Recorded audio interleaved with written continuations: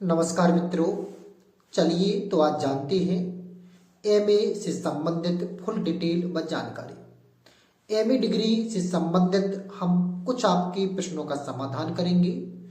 कई छात्रों के मन में भ्रांतियां होती हैं कि एमए करने से कौन कौन सी बड़ी डिग्री मिलती है, क्या एमए करने वाला छात्र कमजोर होता है।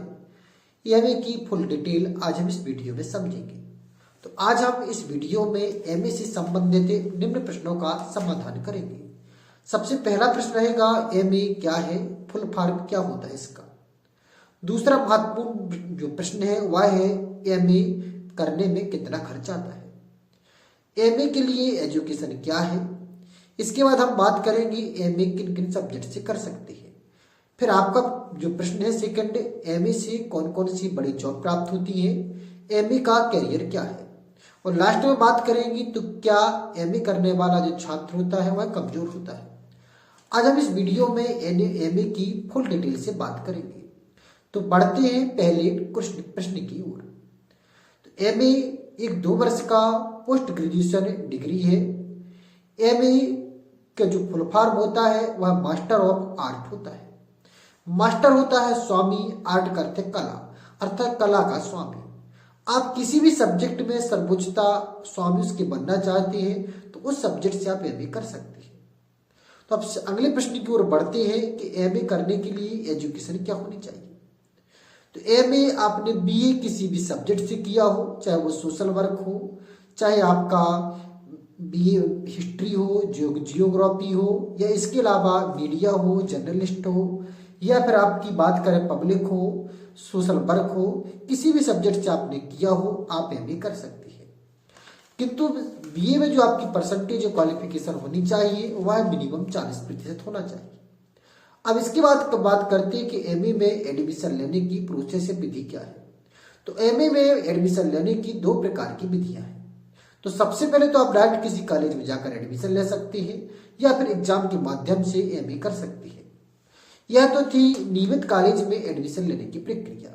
वहीं हम बात करें गवर्नमेंट कॉलेज जो दूरवर्ती या डिस्टेंस डिग्री की कॉलेज है उनमें एडमिशन कैसे ले सकते हैं।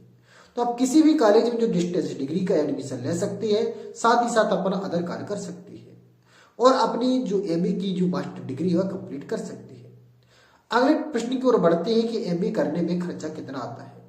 तो यह डिपेंड करता है कि आपने किस स्थान से, किस विश्वविद्यालय से एमए कंप्लीट की है, डिस्टेंस डिग्री ली है या फिर आपने रेगुलर बेस से किया है।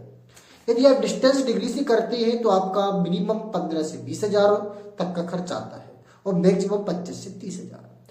यह है आपका डिस्टेंस डिग्री का खर्चा। लेकिन अधिकांश जो डिस्टेंस डिग्री के कॉलेज हैं जैसे भोज मुक्त विश्वविद्यालय, चित्रकूट ग्रामोदय विश्वविद्यालय, महर्षि विश्वविद्यालय, इनमें जो डिस्टेंस डिग्री में खर्चा आता है वह 15 से 20 हजार के समथिंग आता है, जो कि 2 वर्ष में आपका पूर्ण हो जाता है। अब बात करते हैं कि जो रेगुलर कॉलेज है उनमें कितना खर्च पड़ता है। तो यह डिपेंड करता है कि आप किस स्थान से कर रहे हैं, किसी बड़ी सिटी से कर रहे हैं, आपका वहाँ का फीस क्या है, वहाँ पर आप पर रूम कितने का मिलता है, वहाँ पर आपकी जो सुख सुविधा कितने में कंप्लीट होती है। तो यह डिपेंड करता है आपकी सिटी पर। तो बड़े बड़े शहरों में इनकी फीस जो होती है 15 से 20 हजार पर मंथ से, पर ईयर से लेकर 50-60 हजार होती है और यहाँ पर रहना खाना अलग आपका इसका चार्ज लगता है। तो अगले प्रश्न की ओर बढ़ते हैं कि एमए किन किन सब्जेक्ट से कर सकते हैं। तो एमए यहाँ पे history, geography, Hindi, English, media, social work आदि से कर सकते हैं, जिन सब्जेक्ट से आपने बीए कंप्लीट की थी। अगला प्रश्न है, एमए करने से कौन कौन सी बड़ी जॉब प्राप्त होती है। क्योंकि हम जब भी कोई कोर्स करते हैं तो हमारा एक ही विचार होता है कि हमें इससे कैरियर क्या होगा, हमें इससे जॉब क्या मिलेगी, क्योंकि हमारा लक्ष्य तो अंत में वही होता है। तो एमए करने के बाद बहुत सारे आपके लिए विकल्प खुल जाते हैं, चाहे वो गवर्नमेंट सेक्टर हो या प्राइवेट। आप किसी भी गवर्नमेंट जॉब में कर सकते हैं, जैसे professor, researcher, Hindi translator, journalist, editor, teacher, story writer. यह थी प्रमुख जो गवर्नमेंट जॉब है इनमें। इसके अलावा कई ऐसे आपके पास रास्ते खुल जाते हैं जहां पर आपको एमए होने पर उसको आपको प्राथमिकता मिलती है। अब लास्ट अंतिम क्वेश्चन की ओर बढ़ते हैं कि एमए करने वाला छात्र कमजोर होता है कि नहीं होता है। तो यह धारणा है जो पूर्णतः गलत है, क्योंकि एमए के माध्यम से आप सिविल सर्विस भी कर सकते हैं, आईपीएस, यूपीएससी की तैयारी भी कर सकते हैं, इंस्पेक्टर, तहसीलदार बड़े बड़े जॉब में भी प्राप्त कर सकते हैं। तो यह धारणा पूर्णतः गलत है। एमए करने वाला छात्र किसी भी तरह से कमजोर नहीं होता है। यह डिपेंड करता है कि आपकी रुचि किस विभाग में, किस क्षेत्र में है।